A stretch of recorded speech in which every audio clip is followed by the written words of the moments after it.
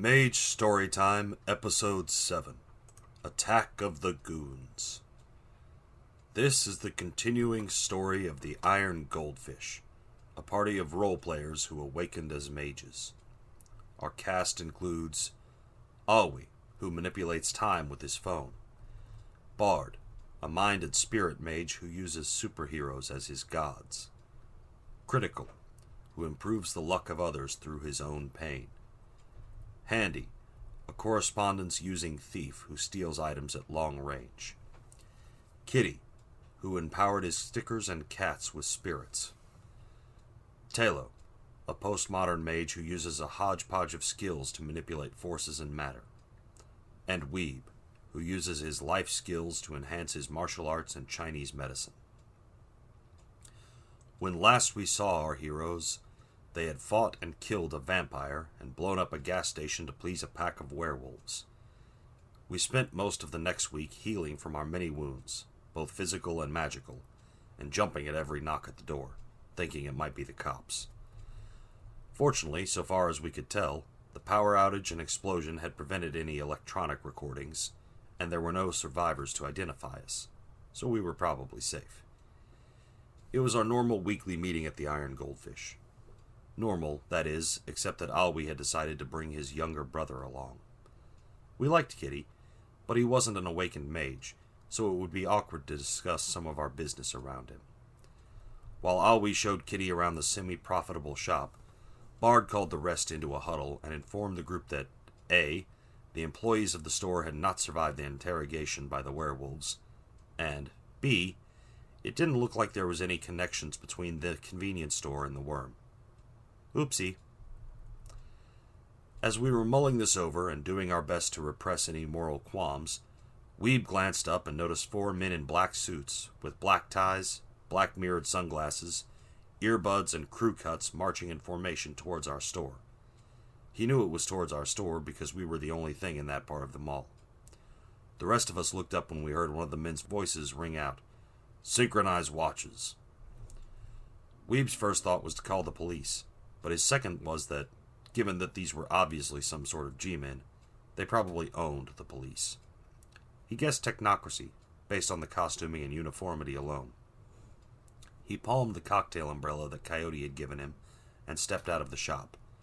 He started to pull the metal gate down and waved at them, shouting, "Sorry folks, we're closing up early today. Big conference to get to." As the men approached, Weeb noticed that the 4 individuals looked bizarrely similar. A quick look at their life essences told him that each was alive, so they weren't holograms or shadow clones, so regular clones seemed like the most likely candidate. That the thought not only occurred to him, but didn't seem odd, spoke volumes about what our life had become. He silently pumped magical energy throughout his body, and his hair started to rise, the color lightening ever so slightly at the tips. If he had used his life magic more overtly, it might have even gone all blonde and spiky. As he tensed for the confrontation, Weeb recognized the man, or men, as the same agent who had been stalking us, appearing at the scene of our various adventures. "Oh, Kevin, so nice to see you," Weeb said, pulling a name at random. One of the men bent his head down and spoke into his sleeve. "Agent Kevin has been compromised. Engage the reality deviants." "Holy crap, your name's really Kevin? I was BSing, man." They all spoke in unison. "Our name isn't Kevin. Now die, terrorist." The guns they pulled weren't standard police issue. In fact, they weren't what we knew of as real guns at all.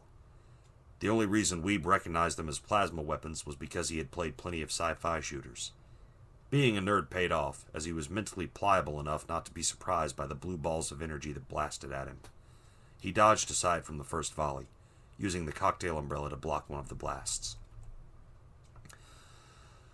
Although we had been tensely watching Weeb's bluff from inside the half-shuttered shop, the first we saw of the agents was when one of the plasma balls burst against the metal shutter. Bard, reacting quickly, whipped out his phone and started playing a fighting theme from a video game/movie, forcing magical inspiration through the sound waves. A voice from the phone told us to test our might, and we felt pumped for combat. Driven to violence by the music, Alwi pulled his pistol and dove to the windows, letting off a few shots at the closest figure, but the suited figure dodged out of the way. Taking fire. Eliminate the reality deviants. 4 balls of plasma sailed straight at Alwi, whose only cover was the floor-to-ceiling window. Weeb struggled to block the blasts and save his friend, but only knocked one of the balls away. The rest held true and struck Alwi straight in the chest, leaving him scorched and twitching on the floor. Kitty raced to his side and did his best to give first aid. Applying pressure was probably the wrong move for a 4th-degree burn, but it was all his panicked mind could think of. Handy reached into his bag and stole a bottle of aloe from a pharmacy a mile away. He tossed it to Kitty, who looked at him like he was insane. "What's this supposed to do? He was shot with a freaking plasma ball. Also, he was shot with a freaking plasma ball! What the hell's going on?"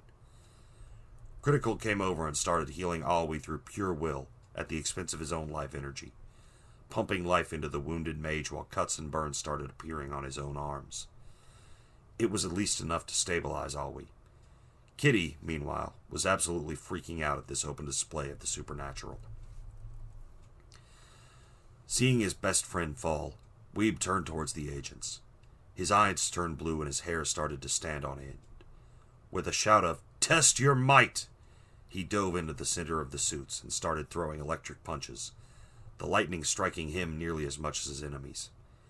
Using the hand that was palming the umbrella, he grabbed one of the plasma guns and sent electricity coursing through it. The gift from Coyote deflected most of the blast, and he sent the man in black sprawling. Around this time, Talo, who had been late arriving to our meeting that day, got an urgent text from Bard screaming for help and babbling about plasma guns. She gripped the MacGuffin stone she carried and stepped into the nearest dark corridor. She then stepped out of one of the small utility hallways in the mall, appearing at the rear of our assailants. She paused there, trying to assess the situation. She made a silent sign at Weeb to hold his breath, and once she saw him comply, she reached out with her matter abilities. Tella pulled a small plastic crystal that she had transmogrified into a diamond some time ago. It served as a sort of mini philosopher's stone, at least for her, and she used it as a focus to cause a small methane pipe to spring a leak over the head of the agents. The fact that a methane pipe was there at all may have been an effect of the magic as well. The 4 agents started gasping and clawing at their throats, while Weeb did his best not to breathe. Seeing the 4 men standing still, Bard pulled his sidearm and summoned one of his comic book gods to enhance his mental abilities. Maximum effort. Channeling the improbably good shooting of his hero, or, more specifically, using his mind and spirit abilities to convince himself he was improbably good in a magical placebo effect, Bard started firing at the suited figures. He missed, and one of his bullets struck a metal stand and sparked, setting off the entire cloud of methane. One of the agents was caught in the blast and killed outright. Weeb and the other 3 were only slightly singed. Well, a little more than slightly, but they were medium rare at most. As they staggered out of the choking cloud, one of the agents fired his plasma gun at Weeb. Once more, the martial artist used the magic cocktail umbrella to deflect one of the energy balls, which would have saved him if he hadn't been standing in a cloud of combustible gas, which exploded again, sending him careening into the wall. Seeing our primary tank go down, Critical abandoned his patient and ran into the fray. He tried to punch the one who had shot Weeb in the testicles when he wasn't looking, but the agent was too well trained for such playground antics and protected his goods. In frustration, Critical hurled his magical D20 at the man. It missed him completely, smacking off another agent's gun and bouncing off a ceiling tile, before ricocheting off a marble stand and hitting the agent right in the sack, causing him to double over. Bard leaned out of the shop's door and tried to pick him off, but just made everyone flinch. Not having any luck with mundane weapons, he tried a mental attack. "Hey guys, Kevin sucks donkey dong!" And along with the insult, they received a mental image of their fellow agent/clone in action and were driven to distraction. Alwi, who had regained consciousness, was touching himself in an attempt to magically stimulate his healing, but was distracted by the horrendous pain. In between gasps, he called out to his brother Kitty to shoot the assholes who had shot him. "I'm trying, Zombie Alwi, I'm trying! I'm not a zombie yet, you idiot! And if I was, you'd still be safe because you have no brains to eat!"